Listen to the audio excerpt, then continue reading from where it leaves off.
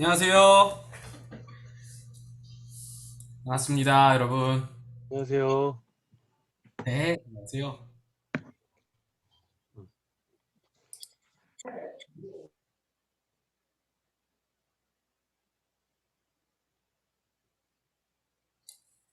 네, 여러분 잘 들리시나요?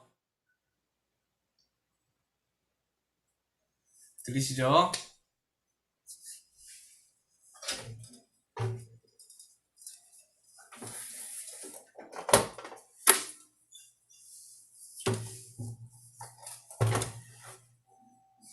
네, 사모님이 중간에 들어오시는 분들 잘 수락해 주시기 부탁드리고요.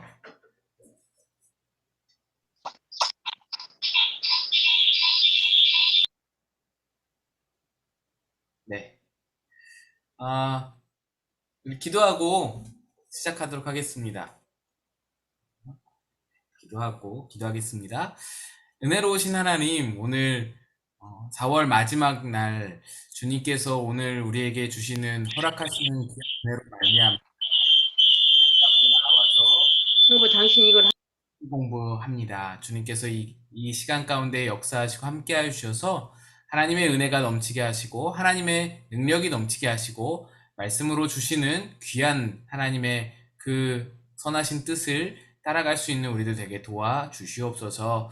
아버지께 의탁합니다. 처음부터 끝까지 주님께서 역사하시고 도우시기를 원하고 우리의 연약함과 우리의 부족함 내려놓고 주님만 바라보니 주님 함께하여 주옵소서. 예수님의 이름으로 기도합니다. 아멘.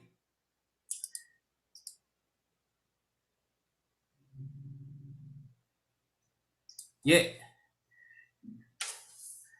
네, 찬양하도록 하겠습니다. 오늘 할 찬양은 여러분 다 아실지 잘 모르겠는데 예수 늘 함께 하시네 라는 찬양입니다. 예, 잘 모르시면 한번 좀 이렇게 따라서 불러보시면 좋을 것 같고요. 제가 모르셔도 제가 기타 연습을 했기 때문에 바꿀 수가 없어요. 찬양하겠습니다. 고단한 인생길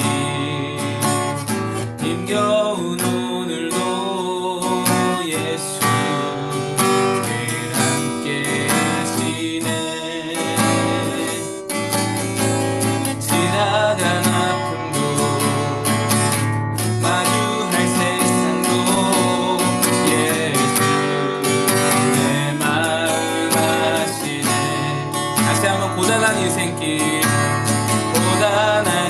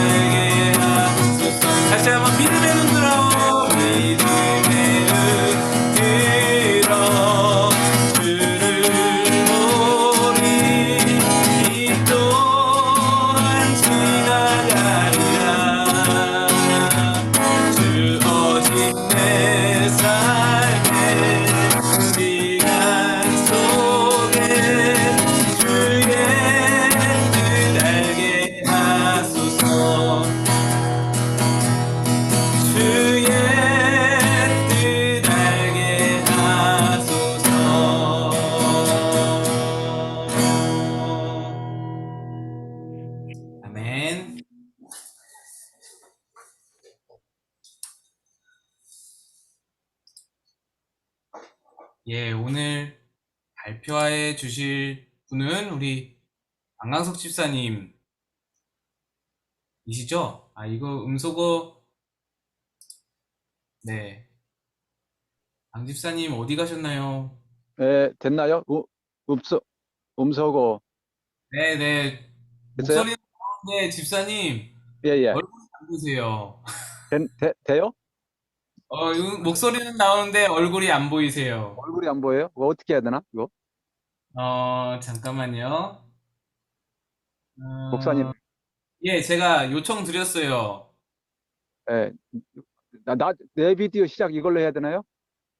예, 비디오, 예, 나왔습니다. 네, 목소리 들리세요? 네네. 지금 손님이 갑자기 찾아가지고 오늘 집에서 해야 되는데 미안합니다. 그래서 지금부터 시작할게요, 그럼. 네. 아이고, 지금 장소가 별로 안 좋아서 차관이라서 지금 뭐, 그런데, 어, 제가 이제 할 차례라서 그거 좀 준비 좀 했습니다. 그런데 저- 제가 이제 27살에 김승기 전도사님, 아니, 김승기 권사님 전도로 이제 이렇게 교회를 나가게 됐는데 벌써 30년이 지났습니다.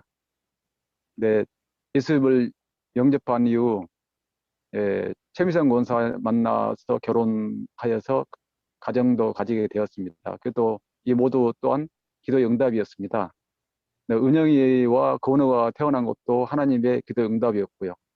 그 이후에 이제 그 고난도 있어서 주의 많은 사랑과 기도에 힘입어서 고난도 이길 수 있었고요.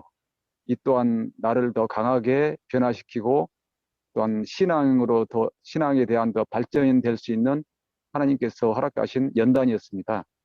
그러니까 지금까지 이어지는 믿음 생활 하는 모든 것이 돌이켜 보면은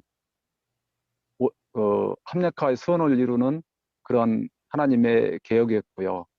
근데 지금도 순간순간 생각해 보면은 그 지금 제가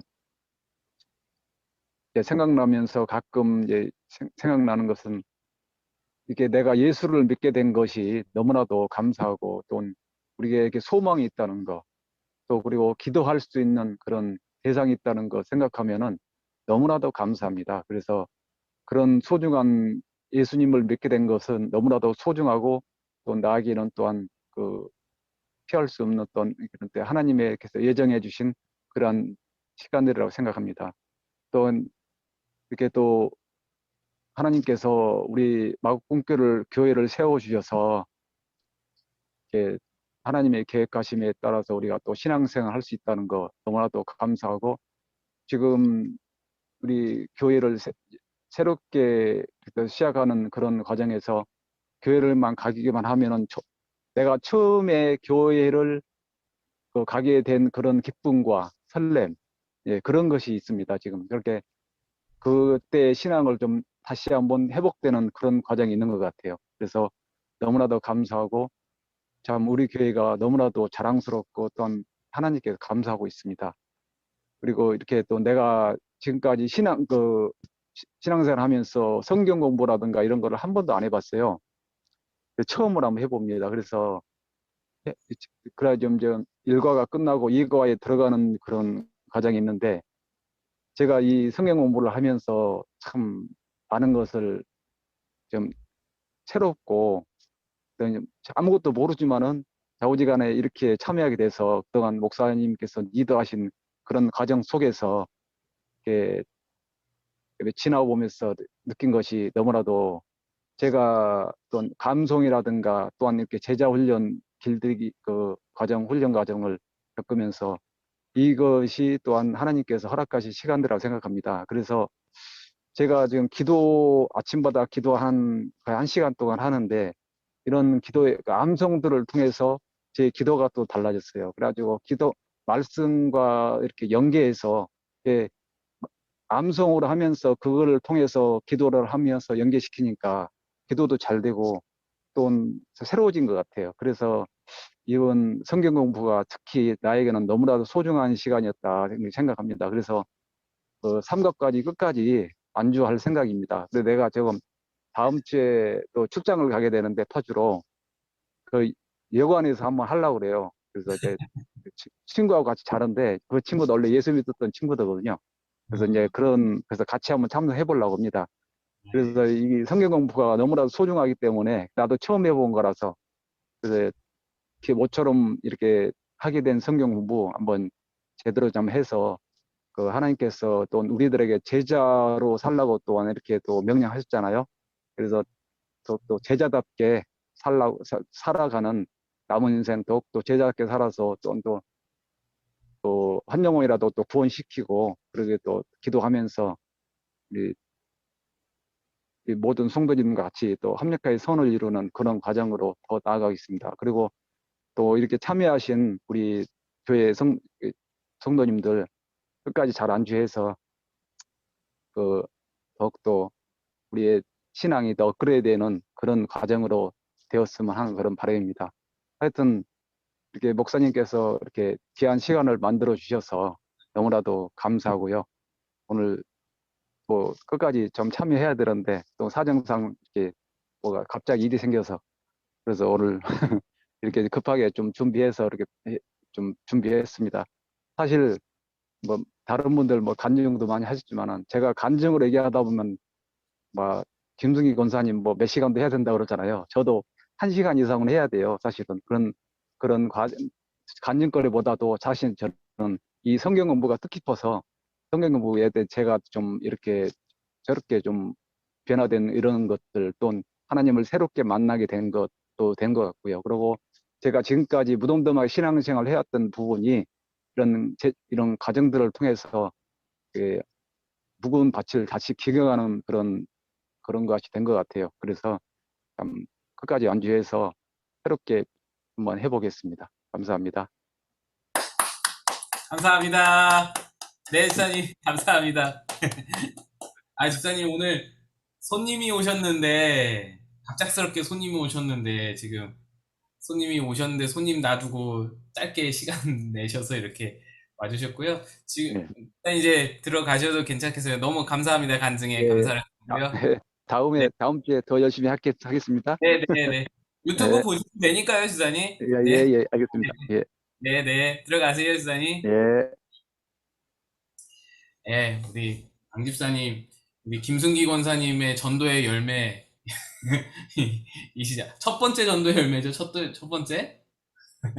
예, 그리고 또 최미성 권사님과 연결도 이렇게 잘 김승기 권사님이 해주시고, 그, 보시면서 얼마나 우리 김승기 권사님이 얼마나 뿌듯하실까 그런 마음이 들어요. 그러니까 전도의 열매이신데 그분이 또 이렇게 성장해서 자녀도 낳고 또 많은 사람들에게 예수의 복음을 전하고 그런 삶을 사시니까 얼마나 감사합니까? 네, 그렇습니다. 너무나 감사하고요. 오늘 교재를 보도록 하겠습니다. 오늘 교재 2권이고요. 초록색 책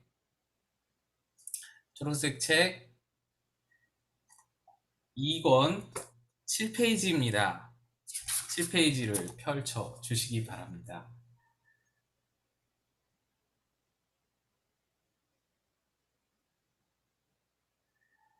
예. 7페이지에 보시면은 전체적으로 이 교재에 대한 그 뭐라 그러죠? 예. 첫 말씀이 첫머리 말씀이 있는데요. 제가 한번 읽어보겠습니다. 아무도 흔들 수 없는 나의 구원. 제자훈련 교재 2권에서는 구원의 진리를 복음과 교리 그리고 생활이라는 삼중적인 관계를 통해 연구하고 묵상하게 된다. 복음, 교리, 생활 이렇게 세 가지 삼중적인 관계를 통해서 여기에 담겨져 있는 내용은 모두 다 신앙생활을 할 때 꼭 알아야 되는 기독교의 진수에 속하는 것이다. 배우는 시간마다 깨닫고 감격하며 순종하는 은혜가 모세가 친 반석에서 솟구치던 생수처럼 넘쳐나야 할 것이다. 성령께서 말씀을 가지고 당신의 마음을 열어 새로운 창조의 일을 하시게 하라. 다시 말해서 능력 있는 말씀의 방망이가 당신의 마음을 쉬지 않고 두드리게 하라. 예, 주로 복음의 교리, 핵심 교리, 기독교의 핵심 교리들, 그 교리를 통해서 우리의 생활로 연결되는 적용, 이런 것들을 다루는 이번 2권이 되겠습니다.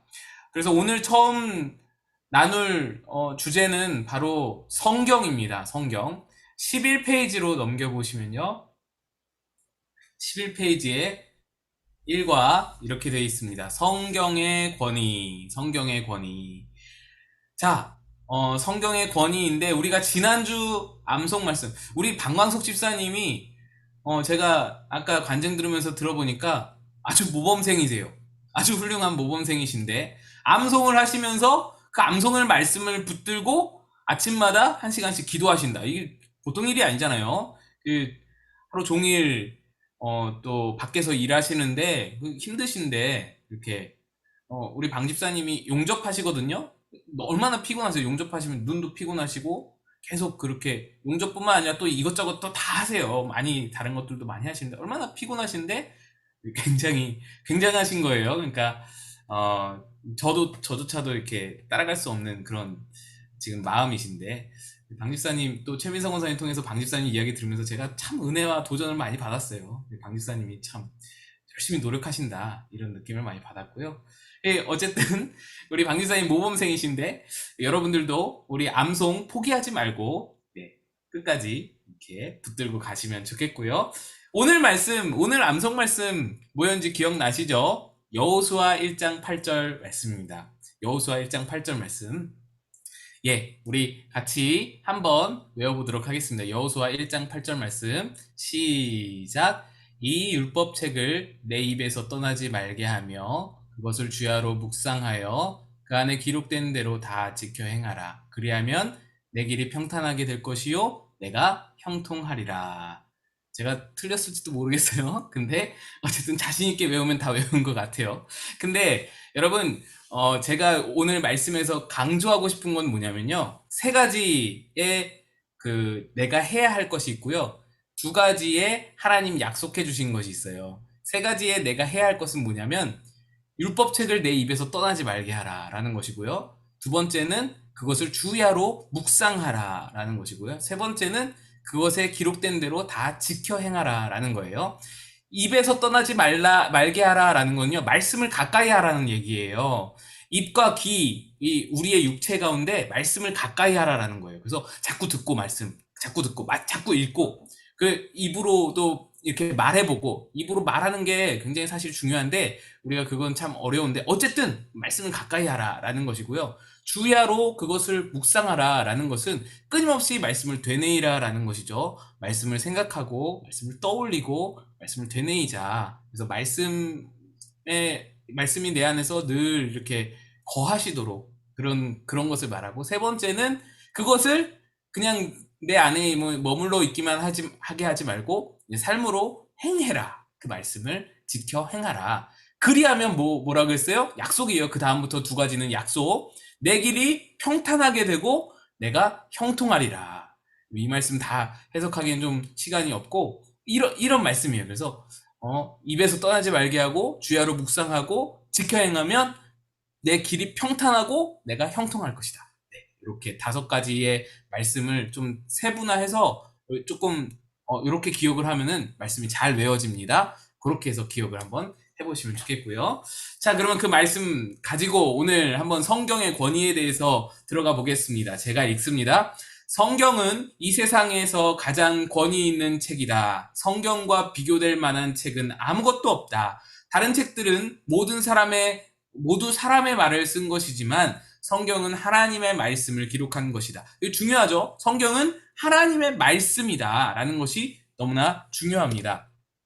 성경 속에서는 살아계신 하나님이 직접 말씀하고 계신다. 그러므로 우리는 성경이 특별한 권위가 있는 것처럼 보이도록 애를 쓰거나 장황하게 변명할 필요가 없다. 왜냐하면 성경은 그 자체로 아무도 허물 수 없는 권위를 이미 가지고 있기 때문이다.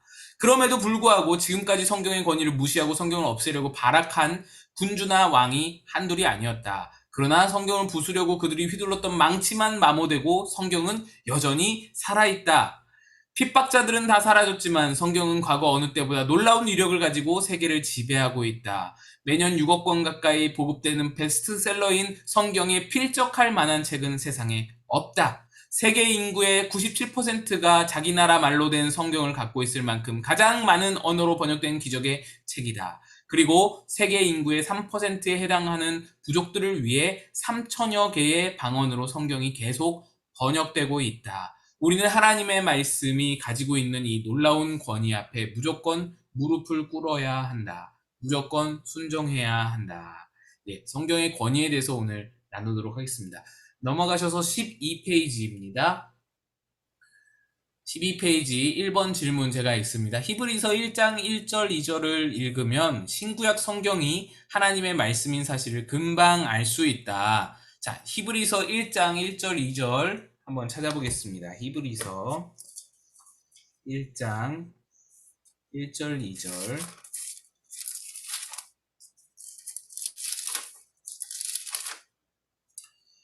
353페이지에 있습니다. 1절 2절 우리 한번 함께 한 목소리로 읽겠습니다. 시작.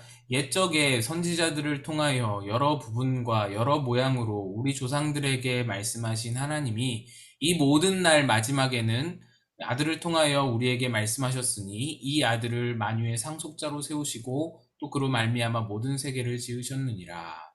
예, 1절에 보시면은 옛적에 구약 시대의 사람들에게는 하나님께서 누가 우리 조상들에게 선지자들에게 우리 조상들에게 누가 말씀하셨는가? 1절에서 나와 있죠. 1절에 누가 말씀하셨죠?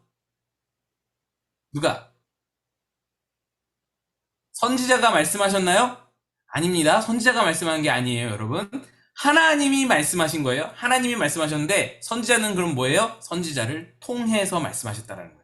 선지자의 입을 통하여서 하나님이 말씀하신 거예요. 그러니까 구약의 우리 조상들에게는 하나님이 선지자를 통해서 말씀하셨어요. 그러면 2절, 2번 마지막 날 즉 신약 시대에는 누가 우리에게 말씀하셨는가? 누가 말씀하셨어요?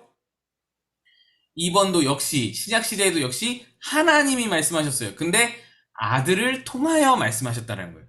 그러니까 구약 시대에는 선지자를 통하여서 말씀하셨고 신약 시대에는 예수님 오신 후로는 아들을 통하여 말씀하신다. 그래서 신구약이 다 하나님의 말씀하심이다라는 거예요. 하나님이 말씀하셨다. 다만 선지자를 통하여, 때로는 사람을 통하여, 때로는 선지자를 통하여, 때로는 예수 아들을 통하여 이렇게 말씀하시지만 모든 것이 다 하나님의 말씀이다. 2번 질문입니다. 하나님께서 구약 시대에는 어떤 식으로 말씀하셨는지 그 예를 하나 들어보라. 창세기 18장 1절에서 15절의 말씀인데요. 요거는 한번 찾아봅시다. 창세기 18장.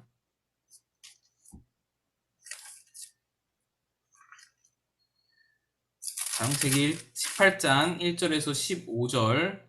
구약성경 21페이지에 있습니다. 예, 창세기 18장 1절 15절 요거를 다 읽지는 못하고요. 내용이 뭐냐면 아브라함이 이제 99세가 되었어요. 99세가 되어서 이제 하나님의 약속 아들을 주시겠다는 약속, 자손을 번창케 하시겠다는 약속이 굉장히 희미해져 가는 그때에 아브라함이 집에서 쉬고 있는데 세 사람이 집 앞에 나타나죠. 그 세 사람을 아브라함이 지극히 아주 대접을 잘 해줘요. 엄청 대접을 잘 해주고 주었는데 그 세 사람 중에 한 분이 아브라함에게 내년 이맘때에 너에게 아들이 있을 것이다. 사라에게 아들이 있을 것이다. 라고 말씀하시죠. 그리고 나서 사라가 웃음을 참으려다 실패하죠. 우참 실패. 요즘 말로 우참 실패. 웃음을 참으려다가 실패해요. 그러다가 걸리죠. 그래가지고 왜 웃느냐 뭐 이래서 뭐 그 말씀 하시고 그 다음에 한 분은 사라지고 두 분이 이제 소돔과 고모라로 가서 롯과 함께 이제 여러 동네 사람들이 그 두 사람을 뭐 내놔라 뭐 하다가 실갱이 하다가 이제 소돔과 고모라가 멸망하고 롯을 끄집어내는 그런 어떤 이 역할을 하는 건데요. 요 2절을 한번 보시죠. 2절을 보시면 눈을 들어 본즉 사람 셋이 맞은편에 서 있는지라 그가 그들을 보자 곧 장막문에서 달려나가 영접하며 몸을 땅에 굽혀. 예, 이렇게 세 사람이 나타났어요. 세 사람이 아브라함 앞에 나타났는데 아브라함이 그래서 극진히 대접을 했더니 그들이 내년 이맘때에 아들이 있을 것이다. 사라가 웃고 13절을 보시면 13절 사라가 웃었을 때 13절의 말씀이 시작돼요. 웃었을 때 같이 읽어볼게요. 13절 시작. 여호와께서 아브라함에게 이르시되 사라가 왜 웃으며 이르기를 내가 늙었거늘 어떻게 아들을 낳으리요 하느냐. 예. 13절이 이렇게 시작해요. 여호와께서 지금 3명 중에 1명이 말을 하는 거거든요. 3명 중에 1명이 사라에게 너 왜 어찌 웃느냐라고 말을 하는 건데 13절은 이렇게 시작해서 여호와께서 하셨다. 그러니까 그 3명 중에 한 분이 여호와시다라는 것이죠. 그래서 학자들은 하나님의 현현이다. 나머지 둘은 천사들이고 한 분은 하나님의 현현이다. 그래서 하나님의 현현, 그러면 우리가 생각할 수 있는 것이 예수님이죠. 그래서 이분은 예수님이다 라고 학자들은 그렇게 생각을 합니다. 어쨌든 이 부분은 아브라함에게 직접 계시한 거예요. 직접 계시. 하나님이 직접 나타나서 직접 말씀하셨어요. 아브라함은 하나님이신지 몰랐어요. 근데도 아무튼 뭔가 그 느껴지는 그게 있기 때문에 열심히 대접했는데 아무튼 아브라함은 잘 몰랐지만 하나님은 직접 나타나셔서 아브라함에게 말씀하셨어요. 예수님이 말씀하셨어요. 그런데 여러분 어디까지나 아브라함에게 자신의 정체를 나타내지 않으셨고 그것을 아브라함은 직접 계시로 느낄 수가 없었어요. 그런데 하나님의 말씀이라는 확신은 있었어요. 선지자와 천사를 통해서 내게 분명히 하나님께서 말씀하신 것이다. 이런 확신이 있었단 말이죠. 그러니까 여러분 성경에 나오는 내용은 다 하나님께서 말씀하시는 것, 선지자나 예수님을 통해서나 누구를 통해서라도 말씀하시는 것은 하나님이시다. 그걸 지금 2번에서 말씀하는 거고요. 3번 질문 보시면 신약에는 하나님의 아들 예수 그리스도께서 친히 세상에 오셔서 하신 말씀이 기록되어 있다. 선지자들을 보내시던 하나님이 아들을 보내셨다는 것은 최후 통첩이라고 할 수 있다. 더 이상 보낼 자가 없다는 뜻이다. 아들의 말을 듣지 않으면 이제 끝이라는 경고가 담겨 있다고 볼 수 있다. 그러므로 아들의 말은 누구의 말보다 권위가 있는 것이다. 이 점에 대해 예수님 자신은 무엇이라고 말씀하셨는가? 말씀 찾아보겠습니다. 13페이지로 넘어가시고 말씀은 마가복음 12장 6절을 찾겠습니다. 마가복음 12장 6절 말씀.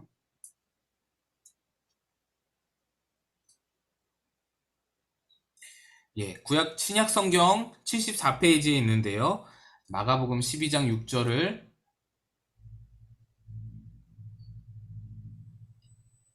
읽어보겠습니다. 시작. 이제 한 사람이 남았으니 곧 그가 사랑하는 아들이라 최후로 이를 보내며 이르되 내 아들은 존대하리라 하였더니 아멘. 예, 예수님께서 하신 말씀인데 이 구약 시대에 수많은 선지자를 하나님께서 보내셨어요. 근데 그 말을 들었나요? 안 들었나요? 안 들었어요. 전혀 들을 생각이 없었어요.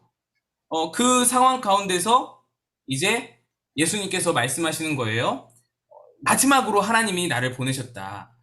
구약 선지자들을 통해서 주셨던 모든 말씀들도 하나님 말씀이었으나 그들이 듣지를 않았고 그래서 아들 예수를 보내셔서 모든 것을 하나님께서 처음부터 끝까지 다시 다 말씀하셨어요. 다시 다 처음부터 끝까지 그거를 말하는 거예요. 그 다음에 요한복음 7장 16절 찾아보겠습니다. 요한복음 7장 16절.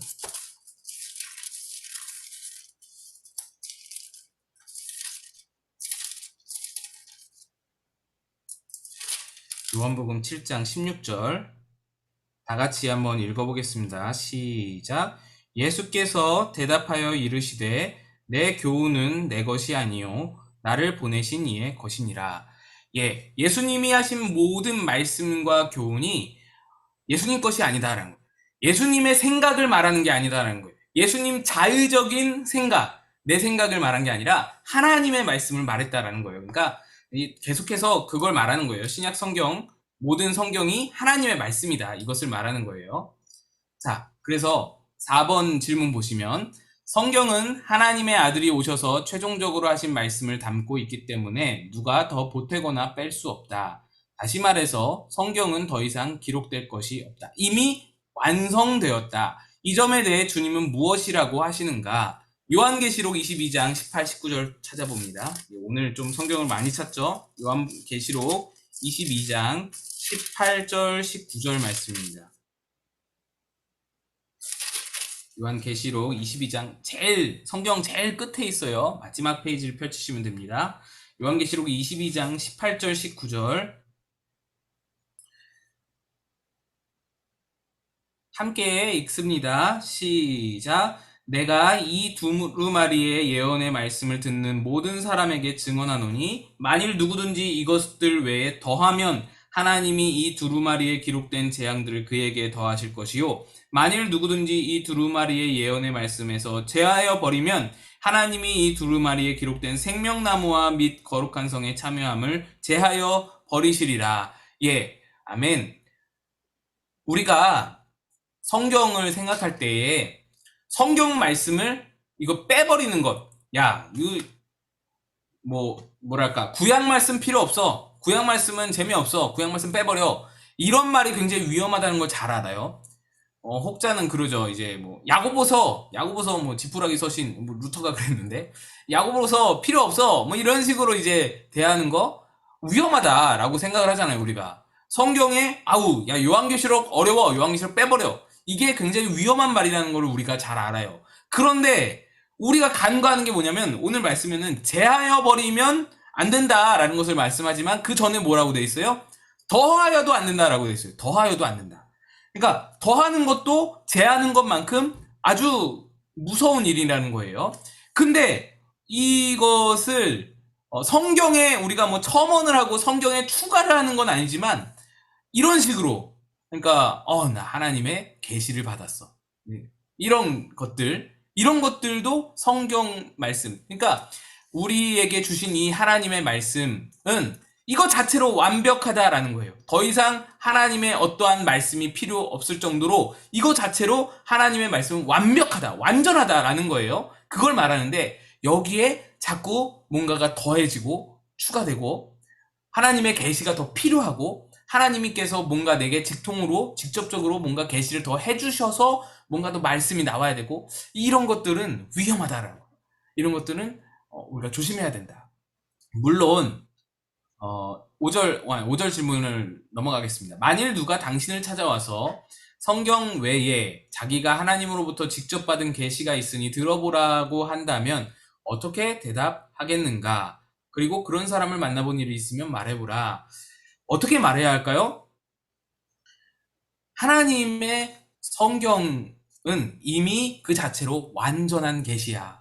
성경 그 자체로 신구약 성경 66권 자체로 하나님께서 우리에게 주신 완전한 계시야. 더 이상 추가돼야 할 계시가 없어. 이것을 말해야 되는 거예요. 그러니까 직접 계시가요. 여러분 직접 계시가 아예 없는 거 아니에요. 다 나빴다는 거 아니에요.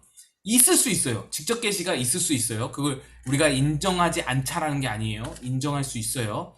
그래서 제가 이렇게 선교사님들 이야기를 들어보면 실제로 성경이 없는 국가들 있잖아요. 성경을 보기 힘든 그런 성경이 흔하지 않은 희귀한 그런 국가들 예를 들어서 지금 북한이라든지 또는 중동 지역 이런 곳에서는 지금도 이런 직접적인 계시가 필요합니다. 그게 없으면 성경이 희귀하기 때문에 하나님을 만나기가 굉장히 희박해요. 굉장히 하나님을 만나기가 어려워요. 그래서 이 성경이 흔하지 않은 그런 곳에서는 아직도 그런 직접 계시가 있을 수 있습니다. 그런데 여러분 조심해야 될 게 직접 계시라고 해서 다 옳은 직접 계시가 아니에요. 직접 계시는 다 무조건 성경 안에서 이루어지는 계시여야 돼요. 그래야만 올바른 계시고 성경에 있는 것으로 말씀하시는 성경에 근거해서 말씀하시는 계시 그것이지 성경 밖에 추가적으로 뭔가 말씀이 임한다. 이거는 좀 아니다. 이건 위험하다. 라고 볼 수가 있는 것입니다. 네, 그렇게 조금 정리를 할 수 있겠고요. 6번 질문으로 넘어가 보겠습니다. 다음 페이지 보시면 14페이지요. 6번 질문 제가 읽습니다. 성경이 하나님의 말씀이기 때문에 하나님께서 이것을 기록한 저자들을 독특한 방법으로 다루셨다. 조금이라도 거짓되거나 잘못된 말을 쓰지 못하도록 하기 위함이셨다. 하나님이 다루신 독특한 방법은 무엇인가? 예, 성경에 기자들이 있잖아요. 사실 우리가 여기 6번 질문에도 저자라고 표현이 되는데 사실 저자는 하나님이시죠. 하나님 말씀이니까 하나님이 저자시고 기자라고 표현을 하는데 이거 쓰는 기자들이 있잖아요. 근데 그럴 수 있잖아요. 성경을 쓰는 기자들이 제 멋대로 자기 생각을 막 그냥 쓸 수 있잖아요. 그것을 방지하기 위해서 하나님께서는 성경을 쓰는 기록하는 기자들에게 무엇인가 특별하게 허락하신 하나님의 독특한 방법이 있다라는 거예요. 기록할 때 베드로후서 1장 21절을 읽겠습니다. 베드로후서 1장 21절 어떤 방법으로 하나님은 기록하게 하셨는가? 베드로후서 1장 21절 말씀을 함께 읽습니다. 시작. 예언은 언제든지 사람의 뜻으로 낸 것이 아니요 오직 성령의 감동하심을 받은 사람들이 하나님께 받아 말한 것임이라. 예. 베드로후서 1장 21절은 우리에게 성경을 기록한 사람들이 성령의 감동하심을 받아 그것을 하나님께 받아서 말했다라고 되어 있습니다. 자, 첫 번째 성령의 감동하심을 받았고 두 번째로 하나님께 받았다라고 말하고 있어요. 여기서 예언이라고 나오잖아요. 예언. 예언은 하나님께 받아 말하는 것이다. 이렇게 요약할 수 있거든요. 베드로후서 1장 21절 말씀을 요약하자면 예언은 하나님께 받아 말한 것이라 이렇게 말할 수 있거든요. 예언이라는 말을 우리가 많이 오해하는데 성경에서 예언이라는 말은 그 예자가 예언의 예자가 미리 예자가 아니에요. 그래서 예언하면 미리 먼 훗날의 일을 미리 말한다라는 말이 아니에요. 그럼 무슨 말이냐? 여기에 예자는 맡길 예예요. 맡길 예. 예금할 때 예자예요. 이 맡겨진 여러분 예금을 누가 나한테 예금을 했어요. 내가 은행인데 누가 나한테 예금을 했어요. 그러면 맡겼잖아요. 맡긴 것은 그건 누구 말이에요.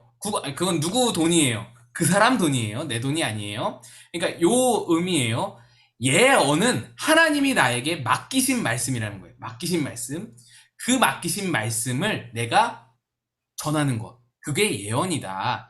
그래서 여기 오늘 1장 21절 베드로후서 1장 21절에 그대로 나와 있죠. 예언은 하나님께 받아 말한 것이라 이렇게 되어 있죠. 그래서 성령의 감동을 받아서 자기의 생각을 말하지 않고 자기의 어떤 주장을 적는 것이 아니라 성경은 다 예언인데 하나님께서 받아서 하나님께 맡은 것을 말하는 것이 성경이었다라고 되는 것이죠. 7번 질문 보시면 저자들이 성령의 감동을 입었다라는 것은 그들이 성령의 지혜와 능력과 인도하심에 사로잡혀 있었다는 말이다. 성령은 그들이 하나님의 음성을 듣게 하셨다. 보고 들은 것을 기억나게 하시고 깨닫게 하셨다. 그 내용을 기록할 수 있는 적절한 말을 사용하게 하셨다. 이 일을 위해 성령은 그들의 환경, 경험, 성격, 교육 등 모든 조건을 최대한 활용하셨다. 동시에 조금도 거짓되거나 틀린 말이 들어가지 않도록 간섭하셨다. 이것을 일컬어 신학적으로 유기적 영감이라고 부른다. 당신은 정말 성경이 이런 식으로 기록되었다는 사실을 믿는가? 믿는다면 어떻게 믿게 되었는가? 자, 여러분, 성경의 기록 방식은 유기적 영감입니다. 또 다른 영감이 있는데 축자 영감이라는 그런 설이 있어요. 축자 영감으로 이제 성경에 기록됐다. 축자 영감이란 무슨 말이냐면 한 글자 한 글자가 다 하나님의 영감을 받았다라는 뜻이에요. 그러니까 하나님께서 자 이제부터 불러준다. 받아쓰기 해라. 받아 적으라 해가지고 하나님이 한 글자 한 글자 부르시면 그거를 받아 적는 것. 그게 축자 영감이에요. 하나님이 또는 이 기록하는 자의 손을 붙드시고 한 글자 한 글자 쓰신다든지 아니면은 붓이 하나님의 손에 이끌려서 확 막 자동으로 쫙 글씨를 막 써내려간다든지 뭐 이런 모든 것들이 다 축자 영감인데 우리가 믿는 성경의 권위는 그것이 아니다라는 거예요. 하나님께서 받아 적으라 해가지고 이렇게 적은 게 아니라는 거예요. 사람의 손으로 기록됐어요. 사람의 손으로. 우리가 그걸 인지해야 돼요. 사람의 손으로 기록됐어요. 그래서 여러분 실수가 있어요, 없어요? 오탈자가 있어요, 없어요? 오탈자가 있어요. 그러니까 뭐 예를 들어서 30을 기록해야 되는데 20이라고 기록할 수 있어요. 성경이 그래요. 오탈자가 있어요. 실수가 있어요. 건너뛰는 거 있을 수 있어요, 없어요?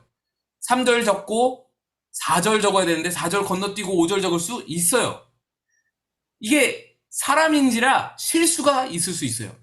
그래서 여러분 그런 실수를 우리가 아예 없다고 보는 게 아니에요. 그런 실수가 있어요. 그런데 전체적인 내용이 하나님이 주신 감동 안에서 적혀졌다라는 거예요. 그래서 그 흐름과 그 내용과 그 어떤 말하고자 하는 주제와 그 모든 것들은 다 하나님께서 주신 감동으로 된 것이다. 이게 바로 유기적 감동이에요. 유기체라는 게 뭔가요? 유기체라는 건 생명체를 말해요. 생명체는 이런 어떤 기계, 뭐 부품 같은 것들은 기계 같은 것들은 이렇게 떨어지잖아요. 잘 떨어지잖아요. 뗐다 붙였다 조립할 수가 있잖아요. 근데 생명체, 유기체는 어떤가요? 오늘 팔이 좀 아프다고 좀 떼놓고는 조금 그렇게 다른 팔로 교체하고 그럴 수가 없잖아요. 유기체라는 것은 굉장히 긴밀하게 연결되어 있다는 거예요. 우리의 근육과 우리의 뼈가 긴밀하게 연결되어 있듯이 아주 긴밀하게 뗄 수 없게 연결되어 있다는 것을 말해요. 하나님의 성령의 감동이 성경을 쓰는 저자들에게, 성경을 쓰는 기록하는 자들에게 굉장히 긴밀하게 연결되었다는 거예요. 그래서 그의 살아오는 모든 삶의 경험과 그의 모든 성격과 그가 받은 모든 교육과 그 모든 환경과 상황을 하나님께서 주도하셔서 성령께서 완전히 그의 모든 상황 가운데 역사하여 주셔서 그에게 하나님께서 주신 감동으로 모든 주제와 모든 것들을 하나님의 뜻대로 이루셔서 기록하게 하셨다라는 거예요. 그러니까 여러분 성경에는 오탈자는 있어요. 그런데 오류는 없는 거예요. 무슨 말인지 아시겠죠? 오탈자는 있어요. 근데 오류는 없어요. 오류라는 것은 거짓이나 비진리를 말하는 거예요. 그러니까 성경은 거짓이나 비진리는 없어요. 무오한 것이 우리 성경이에요. 하나님 말씀이니까 무오해요. 그러나 오탈자는 있을 수 있다. 인간의 실수들은 있을 수 있다.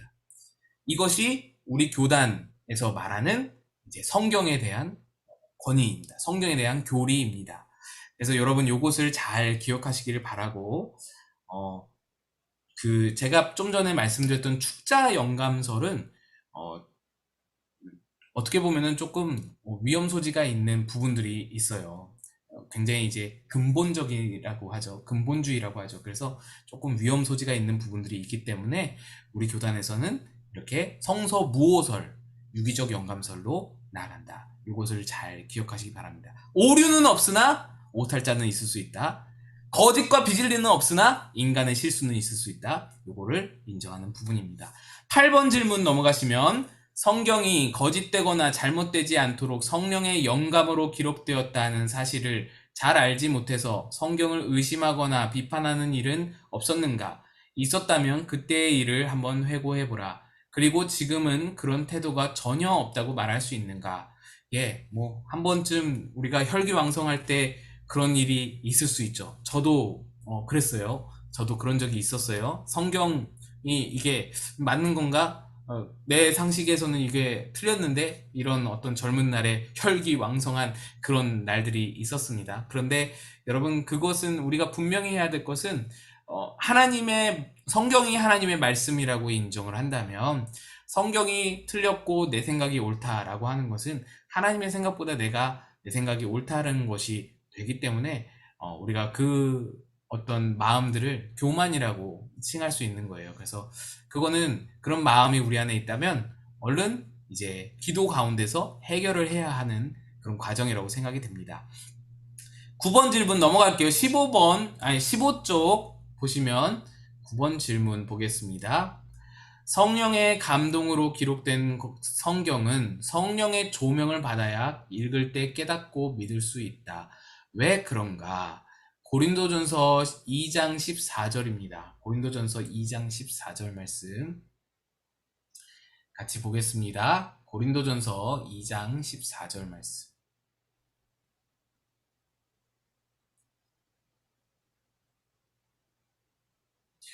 예, 읽겠습니다. 함께 읽습니다. 시작. 육에 속한 사람은 하나님의 성령의 일들을 받지 아니하나니 이는 그것들이 그에게는 어리석게 보임이요 또 그는 그것들을 알 수도 없나니 그러한 일은 영적으로 분별되기 때문이라.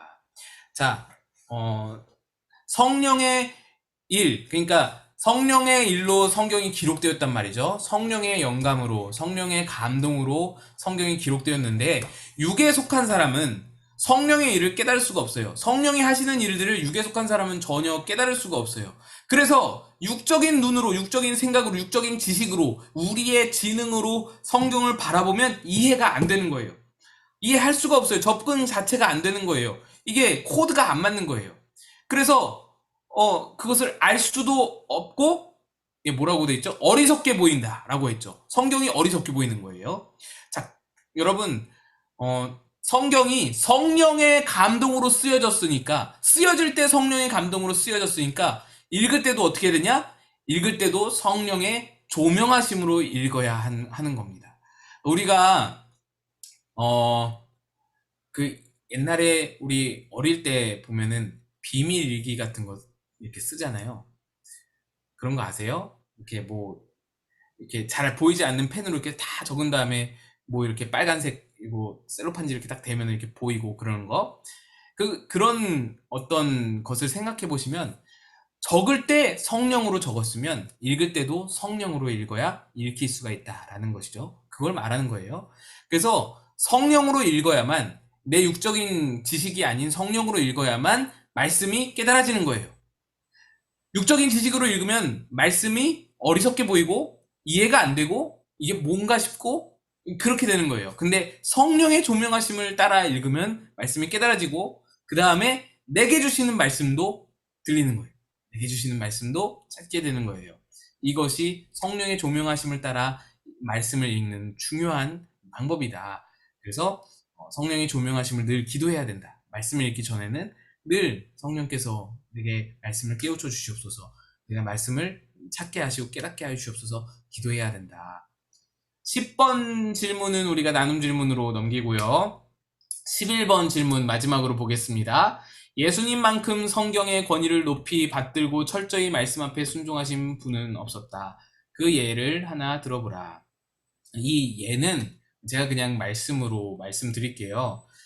예수님께서 잡히시던 밤에 이제 군사들이, 로마 군인들과 대제사장의 모든 그 수하들이 예수님을 잡으러 왔었죠. 그런데 그때 흥분해서 베드로가 그만 칼을 꺼내서 말고의 귀를 잘랐죠. 그때 예수님이 뭐라고 말씀하시냐면 칼을 칼집에 도로 집어 넣어라 하시면서 내가 아버지께 구하여서 한 군단, 12군단 더 되는 천사를 지금 내가 오게 할 수 없는 줄 아느냐. 내게 그런 실력이, 내게 그런 힘이, 내게 그런 능력이 없는 줄 아느냐.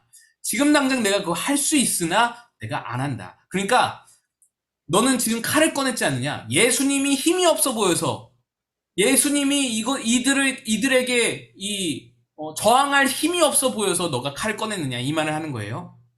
나는 저항할 힘이 없어서 잡히는 것이 아니다. 나는 연약해서 저들에게 잡히는 게 아니다. 칼을 쓸 필요 없다. 내가 일부러 잡히는 거다. 내가 일부러 저들에게 잡히는 거다. 왜 그렇게 잡히냐? 그때 예수님이 하시는 말씀이 무엇이냐면, 그렇게 하지 않으면 하나님께서 이런 일이 있으리라 하신 그 성경을 어떻게 이루겠느냐, 이 말씀을 하세요. 그러니까 하나님의 말씀, 구약에서 예언된 모든 말씀, 구약에서 예수님을 통해서 이루실 하나님의 구원, 이 모든 계획들, 이 말씀들이 이루어지기 위해서는 내가 내 목숨을 희생하더라도 이 말씀을 순종하고 따르고자 한다. 내가 12군단 더 되는 영을 내가 데려올 수 있는 능력이 있지만 그것을 포기하고 나를 희생시키는 방법을 내가 따라간다. 하나님의 말씀의 권위가 이 정도로 소중하다. 하나님의 말씀의 권위가 이 정도로 대단하다라는 것을 예수님께서 직접 말씀하신 부분입니다. 예, 여기까지 좀 나누도록 하겠고요. 오늘 나눔 질문은 10번과 12번입니다. 제가 강의가 좀 많이 좀 길어져서 죄송하고요. 여러분들 나눔 질문을 예, 이 부분을 읽어야겠네요. 우리 죄송합니다. 16페이지를 한번 펼쳐주세요.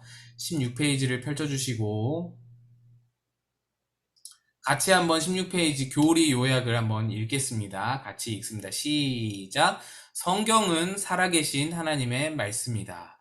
성경은 모두 성경의 영감으로 기록된 진리로서 거짓이나 잘못이 하나도 없다. 신구약 66권은 최종적인 계시이며 그 이상의 계시는 존재하지 않는다. 성경은 인간을 구원하고 하나님의 뜻을 따라 거룩한 생활을 하게 하는 규범으로서 온전하며 충분하다. 성경 말씀의 권위는 하나님 자신의 권위로서 독자적이다. 아멘. 예, 이렇게 성경에 대한 교리를 정리할 수 있겠습니다. 예, 우리 시간이 많이 지나갔는데 나눔 시간으로 가도록 하겠습니다. 오늘 나눔의 주제는 이렇게 되겠습니다. 내가 가장 좋아하는 말씀 한번 생각해 보세요. 내 인생 말씀.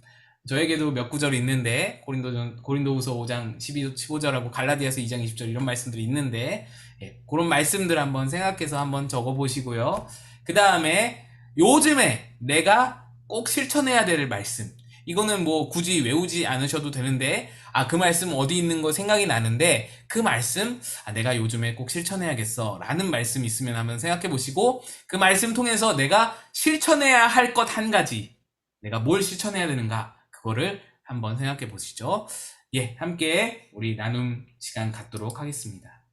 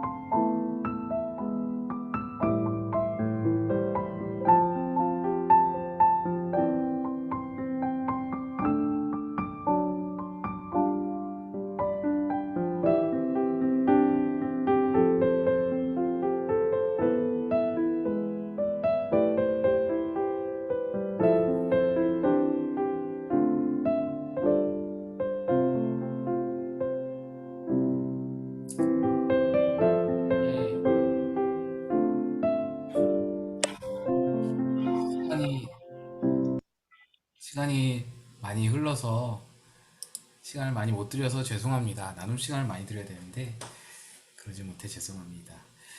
어, 암송 말씀 한번 볼까요?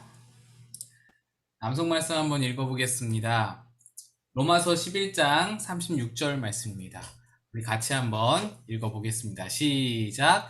이는 만물이 주에게서 나오고 주로 말미암고 주에게로 돌아감이라. 그에게 영광이 세세에 있을지어다. 아멘. 네, 다음 주제는 우리 보시면 아시겠지만 하나님은 누구신가입니다. 그래서 여러분 그러니까 신학적으로 말하면 신론이죠, 신론. 네, 교리에 대해서 한번 나눠보도록 하겠습니다. 네, 혹시 이거 끄고요. 혹시 질문이나 말씀하실 거 있으신가요? 네, 기도하겠습니다. 기도하고 예, 집사님. 박조인 집사님? 네.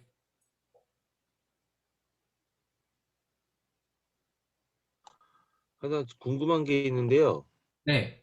마태복음에 보면은 17장 21절이랑 네. 18장 11절 이런 데 보면은 성경 말씀에 없음이라고 되어 있어요. 네. 그거는 사람의 실수인가요? 뭔가요? 저도 이제 제가 예. 예, 그거는 설명을 해드릴게요. 이 성경에 없음이라고 되어 있는 데가 굉장히 많은데, 지금 우리가 가지고 있는 성경은 원본을 번역한 것이 아니에요. 그러니까 무슨 말이냐면, 원본은 이미 세상에 없어요. 저자가 기록한 원본은 세상에 없어요. 그러면은 우리가 보는 건 뭐냐? 사본이죠. 그러니까 그때 당시에 이제 그 구약 시대에는 서기관, 뭐 이 회당의 뭐 율법 교사들, 뭐 또는 레위인들 이런 사람들이 이렇게 끊임없이 사본을 만들었어요. 그때 당시 인쇄술이 발달하지 않았기 때문에 사본이 없으면 성경이 사라질 수 있는 위기가 있기 때문에 끊임없이 사본을 만들어서 보관하고 막 그랬어요. 그랬던 것이 이제 지금까지 내려온 것이고, 또 신약 성경도 마찬가지로 바울이 직접 쓴 서신은 지금 남아있지 않아요. 근데 그 사본들이 남아있는 거예요. 근데 사본에도 이제 오래된 사본이 있고 좀 나중에 쓰인 사본이 있을 거 아니에요. 오래된 사본은 권위가 더 있어요. 오래된 사본을 우리가 더 이제 원본에 가깝다고 보는 거죠. 근데 나중에 기록된 사본은 조금 다를 수가 있다고 보는 거죠. 근데 이 사본이 원본에 가까운 오래된 사본에는 그 구절이 없어요. 그 구절이 없는데 나중에 있는 사본은 그 구절이 들어가 있어요. 그래서 이거를 보고 요 구절에 그러니까 아까 말씀하신 없음이라고 돼 있는 부분이 나중에 기록된 사본에는 있는데 뭔가 말이 있어요. 근데 앞에 있는 사본에는 없는 거예요.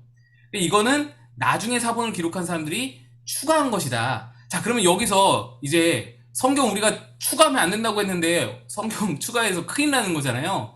그렇게 보시면 안 되고, 그때 당시에 사본을 적는 사람들은 이게 성경이 될 줄 몰랐어요. 성경은 후대에 사람들이 하나님께 기도하면서 우리가 정경화라고 그러죠. 정경화 작업을 한 거거든요. 성경 외에도 수많은 그 기독교 공동체의 기록들이 많아요. 도마복음, 베드로복음, 또 구약에도 에녹서, 뭐 이런 것들이 굉장히 많아요. 근데 그것들 수많은 책들 중에서 정경화 작업을 해가지고 캐논이라고 그러죠. 그래서 66권이 추려진 거예요. 그것도 이제 성령의 감동으로 되었다고 우리는 믿고 있는 건데, 그 과정 가운데에서 이제 성경이 이루어진 거니까 그 전에 기록한 사본을 기록한 사람은 이거는 그냥 바울의 편지를 내가 사본을 남겨야지 하다가 이 부분 조금 아쉽다 이런 생각이 드는 거예요. 사람이 조금 아쉽다. 여기다가 이 말을 더 넣어주면 더 우리 성도들이 더 감동을 받을 텐데, 그래서 추가를 한 것이다. 그래서 원본에 가까운 사본에는 없으나 후대의 사본에는 있기 때문에 거기에 없음이라고 표시하고, 대부분은 보면 그 밑에 관주를 달아놨어요. 그래서 그 내용에 어떤 사본에는 이런 내용이 들어있습니다. 이렇게 관주를 달아있는 걸 볼 수 있습니다. 그런 내용이에요. 그래서 없음은 뭐 이렇게 빼먹은 게 아니고 그런 어떤 이야기가 들어있는 거다. 네, 그렇게 보시면 되겠습니다. 감사합니다. 네. 어려운 네, 부분이에요, 그리고 사실. 네, 시간이 좀 너무 많이 가서 죄송한데 그리고 저기 내일 황영자 집사님 생신이세요. 아, 아, 예, 미리 축하. 아니에요? 아니에요? 축하드립니다. 저 음력이에요. 아, 죄송합니다. 아이, 그래도 미리 보고 요즘에 챙겨주시면 감사하네. 카카오톡에서 다 알려줘서. 네, 감사합니다. 음력이 음력. 그리고 마이크 키신 김에 저기 다음 주에는 최병술 집사님 가정 나눔 해주시면 됩니다. 네. 예, 원래 오늘 강준구 집사가 다음 주에 있어야 되는데 네. 좀 갑자기 좀 사정이 생겨서 제가 아까 좀 통화를 해봤는데 아주 갑자기 좀 그래서 이렇게 건너뛰고 최병술 집사님 가정에서 좀 해주시면 될 것 같습니다. 네. 네, 감사합니다. 제가 기도하고 마치도록 하겠습니다. 하나님 아버지, 오늘도 은혜의 말씀을 우리에게 허락하심에 감사를 드립니다.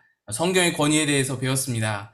성경의 권위를 인정하고 하나님의 말씀으로 받들고 그렇게 평생을 살아가며 성경에 오류 없는 성경의 그 권위를 늘 가슴속에 새기며 한 구절 한 구절을 하나님의 말씀으로 받들면서 그 하나님의 말씀을 우리 삶 가운데 적용하고 실천하며 살아갈 수 있도록 도와주시옵소서. 한 주간도 주님께서 지켜주시기 원하고 가정의 달이 다가옵니다. 우리의 가정에 화목과 행복과 평안이 넘치게 도와주시기 원하고 예수님의 이름으로 간절히 기도드리옵나이다. 아멘. 감사합니다. 수고하셨습니다. 네, 수고하셨습니다.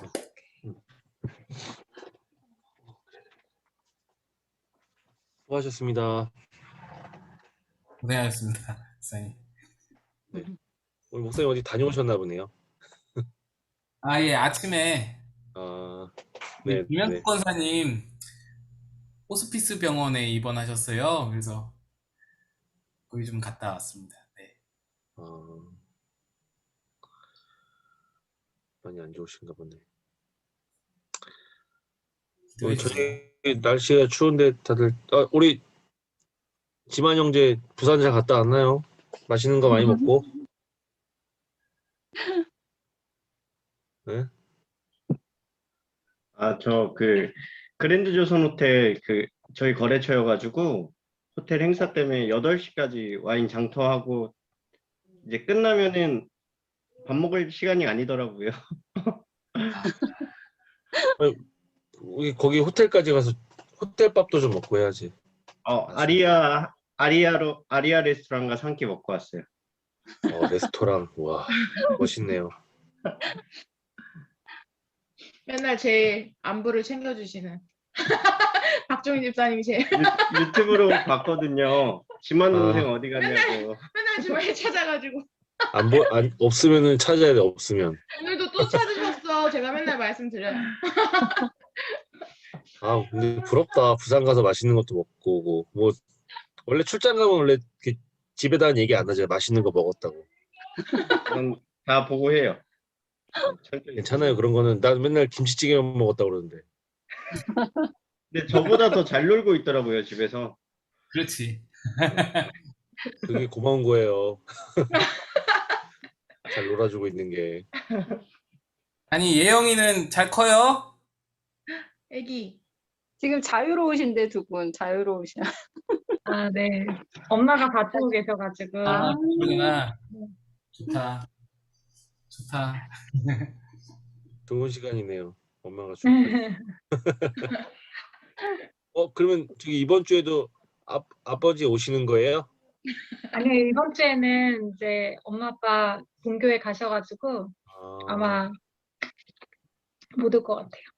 저는. 틈틈이 한 번씩 오시는 것도 좋을 것 같아요. 같이. 네. 너무 빨리 오셔서 깜짝 놀랐어요. 아버지께서 예배 시간에 감동을 많이 받으신 것 같은데. 그래요? 네. 그래서 저도 되게 놀랐어요. 처음 오셨는데 우리 목사님 설교에 또 엄청 감동을 아이고. 받고 계신 것 같아요. 맞아요, 맞아요. 네. 많이 나눴어요, 집에 와서. 이번 주에도 또 구독자가 늘었습니다, 목사님. 예? 얼마나 들었어요? 9명인가 또 늘은 것 같은데요. 190명이 넘었어요, 이제. 우와. 190명이 안 되는데. 유튜브. 실버 버튼. 아, 그거 봐요. 보는 사람들이 있어요. 190명이 넘었어요, 이제. 190분 넘었어요? 네. 저희가 구독할 때도 한 170명? 요 정도였는데. 그러니까 아이들 꼬맹이들 빼고 전교인이 120명이 안 되는데 나머지 다른 데서 이렇게 누가 모니터링을 하시는 것 같아요. 200명 넘으면 말씀해 주세요. 우선 뭐 꿀준배. 실버 버튼 안 되면 나무로 된 거라도 하나 만들어 드려야겠네. 돌로라도. 우드 버튼이라도. 알겠습니다. 좋은 네, 저녁 되세요. 고맙습니다. 네네. 들어가세요. 안녕하세요. 안녕. 네. 안녕.